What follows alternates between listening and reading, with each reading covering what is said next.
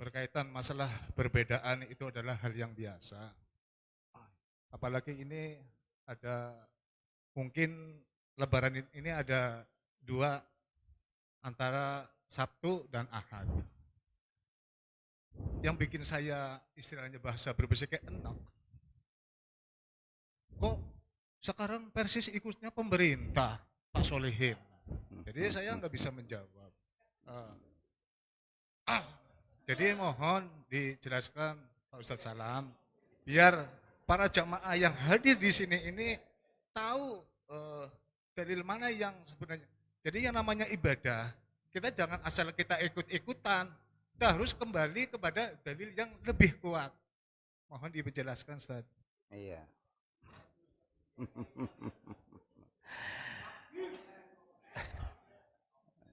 Rodo cerdas pertanyaannya. Baik, wataliman rahimakumullah. Ya, pertanyaan yang sama banyak di medsos. Saya jawab saja. Emangnya kalau sama kenapa? Saya jawab aja begitu. Daripada rame kan gitu. Emangnya kalau sama kenapa? Akhirnya dijawab juga, ya enggak apa-apa. Ya sudah. Jadi begini, kita itu mohon maaf, secara politis terkadang otak kita udah rusak. Ya. Seakan-akan yang dianggap benar itu yang selalu berbeda. Ya enggak? Ini penyakit kita itu di situ. Ya. Segala sesuatu yang berbeda dengan pemerintah biasanya itulah yang dianggap paling benar atau benar. Yang sama salah. Nah, ini otak yang perlu diluruskan begini. Ya. Ya. Tidak selamanya seperti itu. Ya. Jadi jawaban saya tadi kalau sama emangnya kenapa? Kalau sama. Itu. Kalau ikut kenapa? Itu. Kan seperti itu. Ya. Ah, jadi wataliman rahimakumullah, perlu difahami bahwa perubahan yang terjadi di pemerintahan kita ini terutama dalam kriteria penentuan hilal dengan sistem menggunakan yang disebut hisab ma'al imkan. Jadi itu tetap menggunakan hisab, bukan ru'yah. Ya. Di dalam penentuan awal bulan itu hanya ada dua mazhab. Mazhab hisabiyah dan mazhab ru'yah. Ya. Jadi kalau dikatakan ini yang murni, yang di Indonesia itu hanya dua itu saja. Jadi di Muhammadiyah, Persis semua menggunakan hisab. Ya. Teman-teman di NU dijadikan patokan adalah ru'yah. Nah, ru'yatul hilal. Hisab hanyalah alat untuk menentukan. Jadi sama. Hanya yang membedakan antara Persis itu dengan Muhammadiyah adalah di penetapan kriteria atau menggunakan metodologi. Nah, teman-teman Muhammadiyah itu menggunakan metodologi wujudul hilal di atas wufuk. Ya. Adanya hilal di atas ufuk, baik terlihat atau tidak, itu sudah masuk. Gitu. Oh. Nah kalau di Persis tetap wujudul hilal di atas ufuk, sama hisabnya.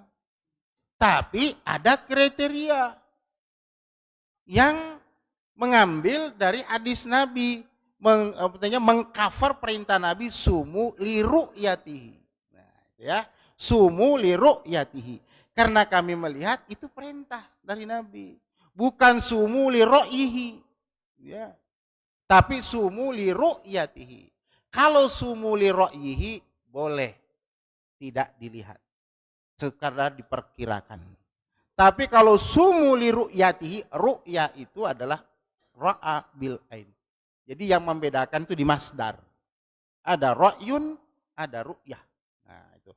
Nah, dalam hal ini, dalam sidang Dewan Hizbah 10 tahun yang lalu, ya, jadi bukan Persis itu bukan menggunakan imkan itu baru kemarin. Sudah 10 tahun yang lalu kita gunakan. Setiap sidang isbat 2 kali setahun itu menjelang Ramadan, 3 kali ya, menjelang Ramadan, menjelang Idul Fitri dan menjelang Zulhijjah, itu utusan kita selalu menyampaikan di sidang-sidang isbat agar pemerintah merubah kriteria yang digunakan, karena menurut perkiraan astronomi kami dikaji dari sisi syar'i Dewan Isbah tidak memenuhi syarat syar'i. Kalau 2,5 derajat. Karena secara astronom tidak akan mungkin terlihat. Sementara yang disebut hilal itu adalah nurul qamar, cahaya bulan yang nampak, itu disebut hilal. Kalau tidak nampak, apakah hilal? Bukan hilal. Itulah makanya Nabi mengatakan apa? Sumu li ru'yatihi. Kalau fa'in gumma alaikum, jelas tuh. Kalau kamu gumma tidak bisa melihatnya, ya, ini tidak bisa melihatnya, bahkan tidak bisa memperhitungkan bisa dilihat atau tidak, fakmilul iddah. Baru melakukan takmilah namanya. Itu isyarat dari Nabi begitu. Ya. Itu. Nah, jadi kalau kita berseloroh, ini Persis ikut pemerintah atau pemerintah ikut Persis. Ya. Itu. Ya. Yang pasti saya katakan sudah 10 tahun utusan Persis itu baru tahun ini diterima oleh pemerintah. Ya. Sebelumnya ASEAN sudah. Justru yang menerima lebih dulu kriteria kita itu Brunei, Malaysia, Singapura, Indonesia baru kemarin. Ya. Indonesia baru penentuan Idul Fitri kemarin itu menggunakan kriteria 3 derajat dengan elegansi matahari dari bulan 6,4 derajat itu. Ya. Nah, diterima oleh pemerintah ini menjadi pijakan dalam penentuan hilal itu ada atau tidak. Nah, itu ini kriteria namanya. Kriteria astronomi itu, bukan kriteria 3 derajat, itu bukan kriteria syar'i. Tapi itu adalah kriteria apa? Astronomi namanya. Nah, antara melihat bulan dan sebagainya itu apakah itu urusan syar'i? Bukan. Itu urusan muamalah. Itu. Ya. Yang ibadah mahdhah itu sholatnya, puasanya itu. Adapun melihat bulannya itu bukan.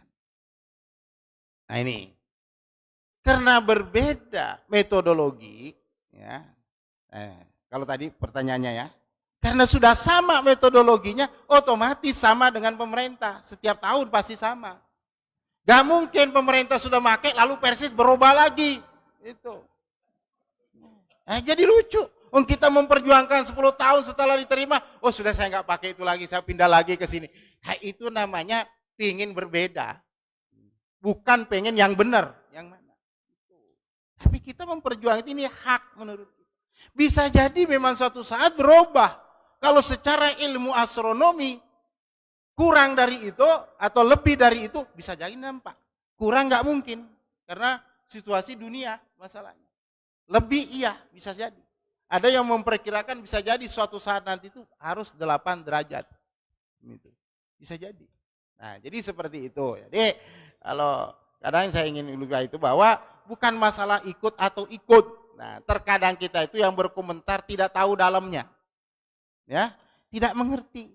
Ada yang sampai mengatakan sidang Dewan Isbat itu itu karena sudah ada duitnya, supaya habis duit. Sudah diputuskan sebelumnya. Wa taliman rahimakumullah, mohon maaf. Sezolim apapun orang, kalau dia benar, tetap kebenaran itu kita terima. Bukan melihat zolimnya. Ya. Yang zolim yang nggak boleh kita ikuti. Kezaliman nggak boleh kita ikuti. Tapi ketika ada kebenaran, iya. Kita pun juga demikian. Melihat, menilai orang zolim tetap harus adil. Ya. Tetap harus adil. Perlu diketahui bahwa dalam sidang isbat itu belum ada keputusan apa-apa. Yang bersidang itu seluruh ormas yang diundang. Apa putusan dari situ nanti, itulah yang dibacakan oleh Pemerintah dalam hal ini Kemenak. Jadi yang dibacakan oleh pemerintah itu keputusan musyawarah, bukan putusan pemerintah. Ya. Putusan musyawarah ormas. Kalau dulu di era 90-an, 2000-an, 2000 sampai kemudian 2000 sampai 2014 ya. Itu sidang isbat itu dilakukan per wilayah. Ya. Saya ketika masih di Jawa Timur mulai dari tahun 93 saya termasuk anggota BHR Jawa Timur. Tiap tahun saya ikut. Ya. Kalau dikatakan ada duitnya memang ada. Itu anggaran negara kok. Ya. Dulu dilakukan oleh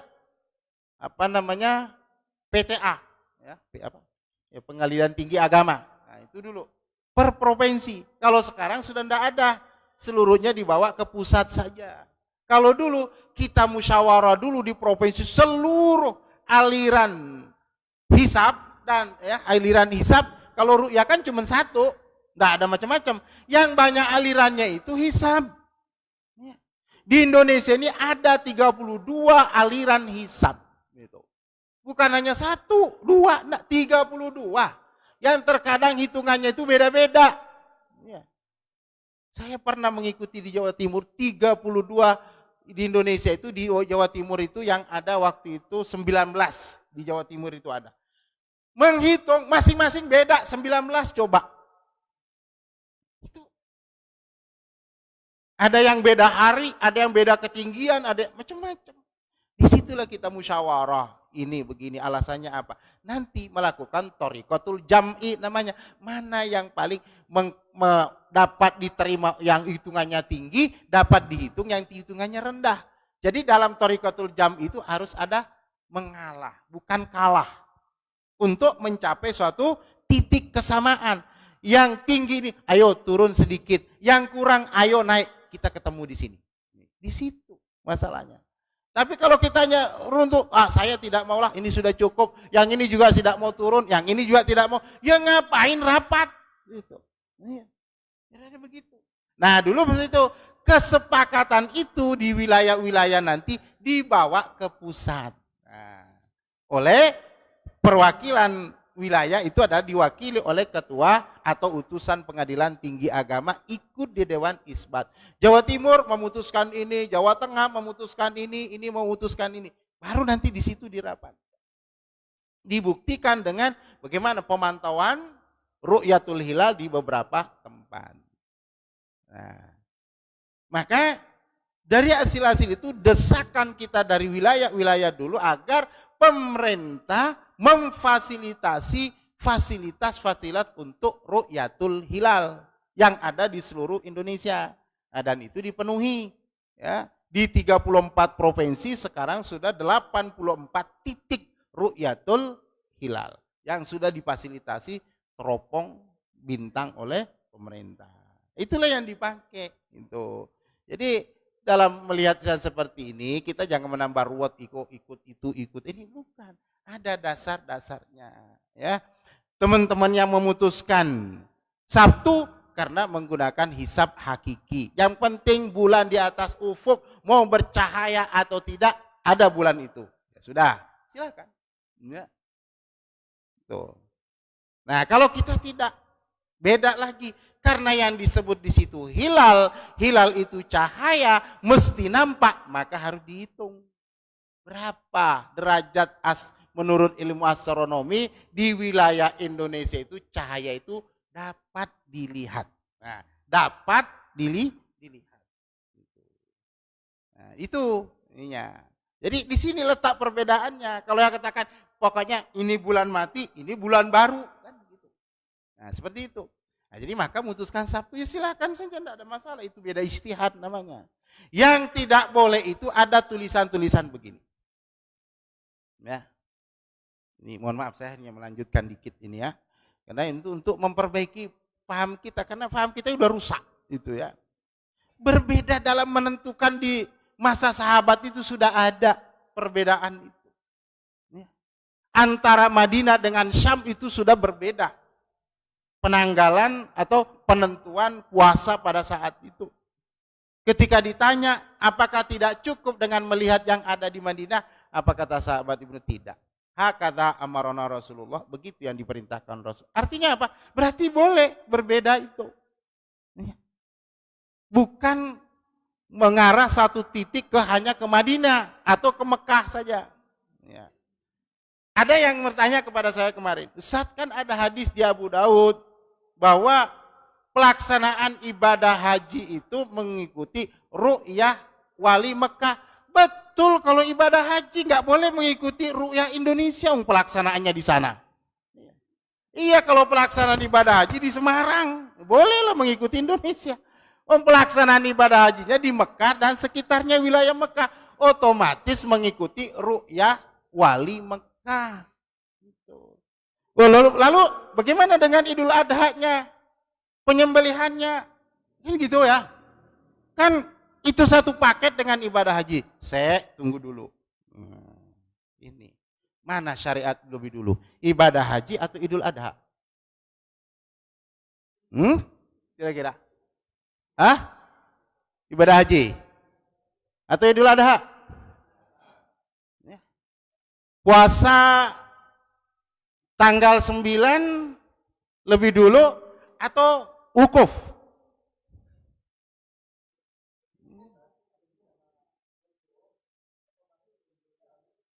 Ya, justru itu, untuk menjawab itu, karena itu tadi saya maksudkan. Iya. Untuk menjawab itu harus tahu tarikh tasyrik. Ya, tarikh tasyrik.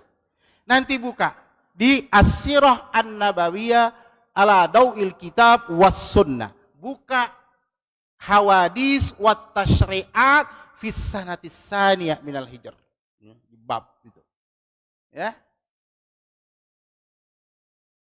Peristiwa dan syariat-syariat yang terjadi pada tahun kedua Hijriah. Maka Anda akan menemukan di situ pensyariatan puasa, pensyariatan Idul Fitri dan Idul Adha. Itu. Berarti Idul Adha ada nggak kaitannya dengan ibadah haji? Buka tahun berapa haji disyariatkan? Buka tahun 9 Hijriah. Pasti akan menemukan haji disyariatkan tahun 9 Hijriah. Itu. Berarti berapa tahun itu? Jaraknya. Ini Idul Adhanya tahun kedua Hijriah, yang ini hajinya tahun 9 Hijriah. Kalau berdasarkan ibadah haji, berapa tahun itu ibadah Idul Adhanya, puasa Arafatnya orang tidak sah. Nah, di situ hadirin. Karena itu puasa tanggal 9 Zulhijjah tidak ada hubungannya wukuf di Arafah. Mau ada wukuf atau tidak ada wukuf, tetap disunnahkan puasa tanggal 9. Jadi bukan sebab bukan wukuf di Arafah menjadi sebab adanya puasa. Tapi adalah yang menentukan adanya puasa itu 9 Zulhijjahnya. Kebetulan tanggal 9 Zulhijjah itu disunnahkan berpuasa dan ditentukan waktu wukuf. Jadi istilah Yaumu Arafah itu sudah diistilahkan Nabi sebelum ada wukuf di Arafah. Ini perlu dipahami. Itu. Tanggal 9, jadi istilah Yaumu Arafah. Tanggal 9 Zulhijjah itu Nabi sebut dengan istilah Yaumu Arafah. Sebagaimana tanggal 8 Zulhijjah Nabi sebut dengan istilah apa? Yaumut Tarwiyah. Begitu juga tanggal 11, 12, 13 Zulhijjah Nabi sebut dengan istilah apa? Ayyamut Tasyrik. Itu. Nabi tidak pernah itu nyebut tanggal. Yang ada adalah nama-nama hari. Lalu kemudian, oh ternyata yang Nabi sebut Yaumut Tarwiyah itu tanggal 8 Zulhijjah. Oh yang Nabi sebut Arafah itu sebelum ada wukuf itu, oh ternyata tanggal 9 Zulhijjah. Yang Nabi sebut Ayyamut Tasyrik itu ternyata 11, 12, 13 sebelum adanya peristiwa haji. Jadi tidak antara Idul Adha, kurban itu tidak ada hubungannya dengan ibadah haji. Ibadah berdiri masing-masing. Nah, karena ini berdasarkan tanggal, ya namanya tanggal itu berdasarkan hisab negeri masing-masing. Nah, begitu. Wallahu alam bishawab. Itu ya. Nah, sebelum masuk ke sana, catatan saya ingin sampaikan. Boleh berbeda silakan saja. Tapi jangan menyalahkan orang. Ya. Apa yang saya maksud? Orang yang puasa tanggal 10 hari Sabtu itu haram. Umpamanya begitu. Loh kenapa? Itu sudah hari raya. Itu ada kan yang begitu. Karena dia mengikuti Saudi. Ya, berarti puasa hari ini kan, besok lebaran. Nah, besok kalau kita baru puasa Arafah, wah itu haram. Puasa hari raya. Kalau ente yang berpendirian hari ini tanggal 9, besok baru puasa besok itu haram. Haram namanya. Kalau kita yang bilang besok itu tanggal 9, kita puasa tanggal 9 Zulhijjah. Bukan puasa wukuf Arafah. Tapi kita puasa Yaumu Arafah. Ya, jadi bukan puasa wukuf Arafah. Itu. Ada yang membawa hadis doif. Ya, bahwa naha Rasulullah SAW yasuma yaumi Arafah di Arafah. Ada tulisan itu. Bahwa itu hadis doif. Memang kaitan berarti puasa Arafah pada saat wukuf di Arafah dilarang. Nah, justru saya ingin membalik. Andaikan hadis ini sahih, justru ini jadi dalil sahih. Bahwa Yaumu Arafah dan wukuf di Arafah bukan sesuatu yang sama. Beda. Ngapain Nabi sebut wukuf di Arafah dan puasa Yaumu Arafah? Di situ. Ya, jadi istilah Yaumu Arafah itu sudah ada sebelum adanya wukuf. Yaitu istilah tanggal 9. Di situ. Situlah pentingnya kita membaca tarikh tasyrik. Ya, pensyariatan itu kapan? Itu supaya membantu kita dalam memahami. Nah, ini. Jadi makanya dalam hal yang seperti ini agar kita itu tidak timbul fitnah, sudahlah nggak usah komentar, serahkan kepada ahlinya. Ya, yang menghitung itu ini. Itu perdebatan ahli astronomi sudah perdebatan panjang kok. Gitu ya. Ini bertahan begini, ini sudah semua punya dalil, ya, semua punya dalil, dan itu dibenarkan dalam Islam. Yang tidak boleh tadi menyalahkan, itu yang nggak boleh. Ya, nah yang memang yakin hari ini mengikuti Saudi silahkan, jangan menyalahkan yang besok. Yang besok juga jangan, wah ini puasa Arafah belum waktunya, jangan juga begitu. Ya sudah, itu ijtihad masing-masing dengan dalil tadi. Nah. Ada yang mengkritik, Ustadz kok berubah? Oke. Berubah dengan ilmu itu adalah terpuji. Bertahan dengan ilmu juga bagus, saya bilang. Gitu. Imam Syafi'i saja berubah. Jangankan Imam Syafi'i, wahyu aja ada yang berubah kok. Dirubah oleh Allah. Dengan ada yang lebih baik kan.